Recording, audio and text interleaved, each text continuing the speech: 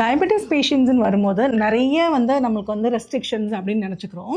ஆனால் நம்ம இருக்கிற ஃபுட்டே பார்த்திங்கன்னா ரொம்ப ஹெல்த்தியாக எடுத்துக்கலாம், டேஸ்ட்டாகவும் சாப்பிட்லாம், நமக்கு நல்லா கம்ஃபர்டபுளாகவும் இருக்கும். இன்றைக்கி நான் சொல்ல போகிறது ஒரு 5 சட்னி ரெசிபீஸ். நம்ம என்ன சாப்பிடும்போது கூட நமக்கு சாப்பிட்றதுக்கு சட்னி நல்லா ஹெல்த்தியாக எடுத்துக்கிட்டோம்னா நமக்கு ரொம்பவே நல்ல ஆப்ஷனாக இருக்கும். அது ஃபஸ்ட்டு பார்த்திங்கன்னா கொத்தமல்லி சட்னி, கொரியாண்டர் சட்னி.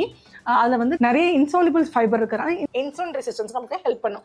செகண்ட் பார்த்திங்கன்னா டொமேட்டோ சட்னி நம்மளுக்கு ரொம்ப எண்ணெய் கம்மியாக யூஸ் பண்ணி செய்யும் போது ரொம்பவே ஹெல்ப்ஃபுல்லாக இருக்கும். தேர்டு பார்த்தீங்கன்னா கார்லிக் சட்னி. கார்லிக் டயபெட்டிஸ் மட்டும் இல்லை, நம்மளோட கொலஸ்ட்ரால்க்கு, நம்ம ஹார்ட் ஹெல்த் எல்லாமே ரொம்ப நல்லது. அது கூட ரொம்ப ஆயில் கம்மியாக யூஸ் பண்ணி நீங்கள் சேர்த்துக்க பாருங்கள். ஃபோர்த்து பார்த்தீங்கன்னா ஆனியன் சட்னி. ஆனியன் சட்னியுமே பார்த்தீங்கன்னா ரொம்ப ஆயில் கம்மியாக யூஸ் பண்ணி செய்யும் போது ரொம்ப ஒரு ஹெல்த்தியான ஆப்ஷனாக இருக்கும். ஃபிஃப்த்து பார்த்தீங்கன்னா ஜிஞ்சர் சட்னி.